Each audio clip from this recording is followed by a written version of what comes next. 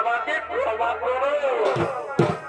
হে প্রভাবতী, হে প্রভাবতী, বাধা হইয়া বেরিয়ে দিলাম।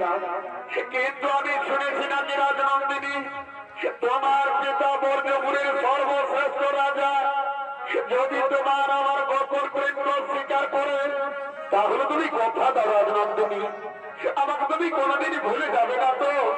না বন্ধু না, আমি যারে শয়নে স্বপনে গোপনে ভালোবেসে ফেলেছি, আমি জীবনে মরণে আমি শুধু তোমারই থাকবো বন্ধু, আমি শুধু তোমারই।